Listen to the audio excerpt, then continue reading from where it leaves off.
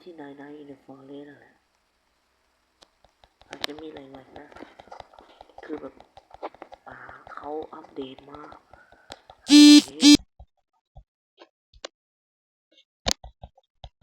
คือดี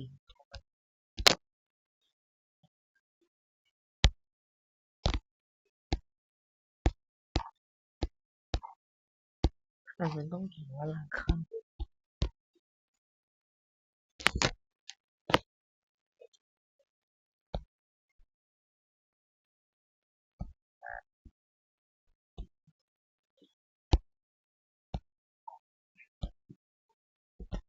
โอเค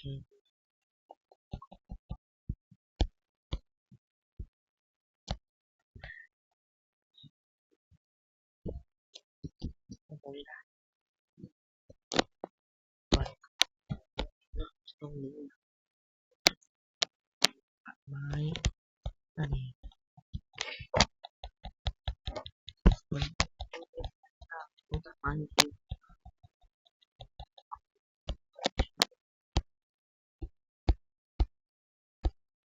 แล้วก็ฆ่ากระต่ายเราจะได้เท้ากระต่ายเล่น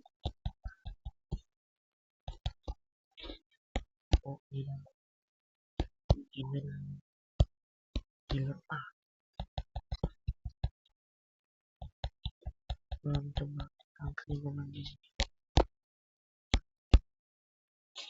กินตรงนี้แล้วเลื่อนรถ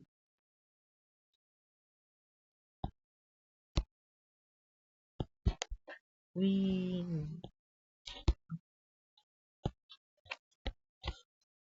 ไม้โอ้โหคืนแรกวางจะไม่ทำอะไรแต่หลังจากคืนแรกกวาง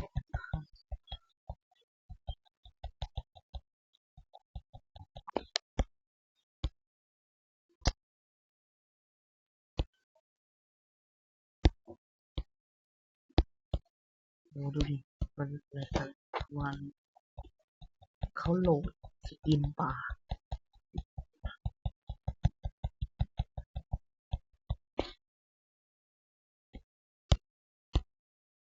สกินป่า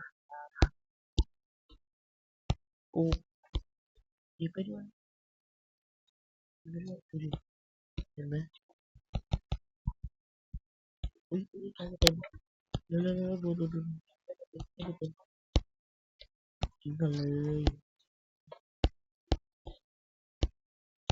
จนได้ก็เราทำไปให้มันได้ปากขึ้นขึ้น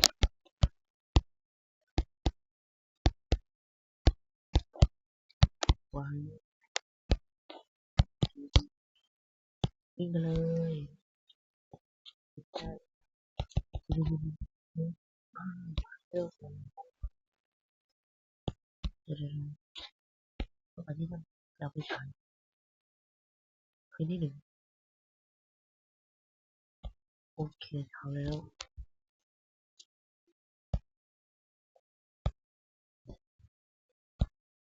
ผมหยุดวิ่งเฮ้ยวันที่สองตัวคูณหนึ่งตัวคูณคือ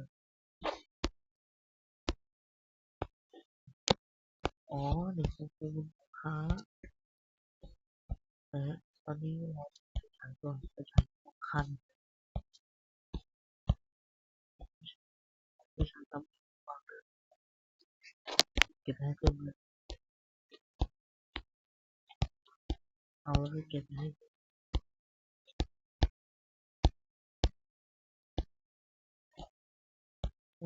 เก็บไม่ใช้เก่า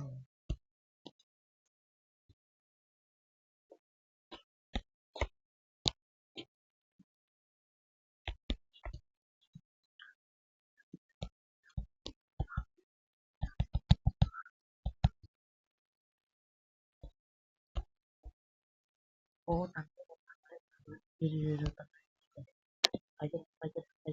ะแล้วอันนี้ขออย่างเดียวไฟอย่าดับ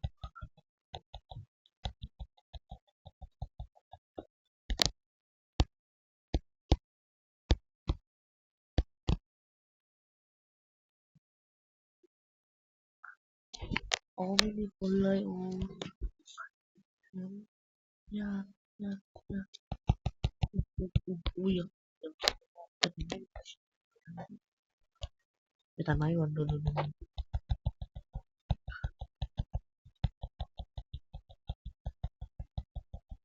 ไม่นะไม่นะไม่นะได้แล้วได้แล้วได้แล้วได้แล้วเก็บมันไปไปไป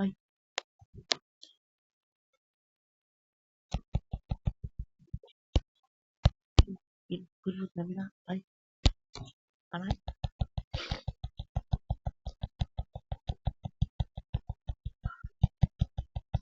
ถ้าฝนตกทิ้งไว้ดี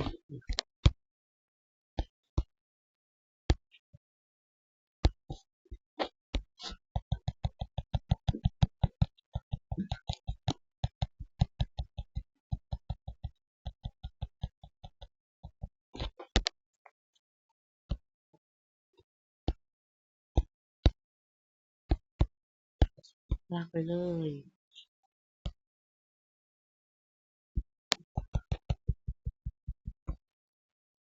อุ้ยเดี๋ยวนะนี่ไงเนี่ยกี่แล้วงั้นไปจะอยู่ที่อุ้ยกลางคืนเก็บ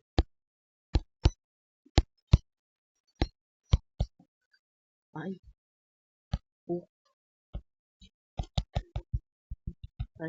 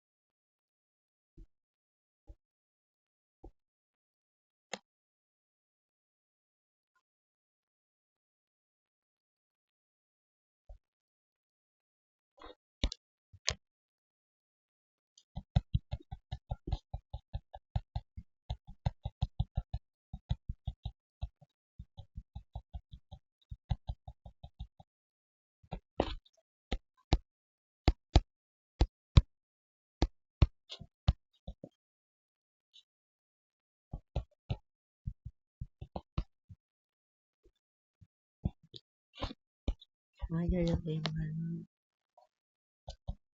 ยังมันตายกันหมดแล้วมันน่าจะตาย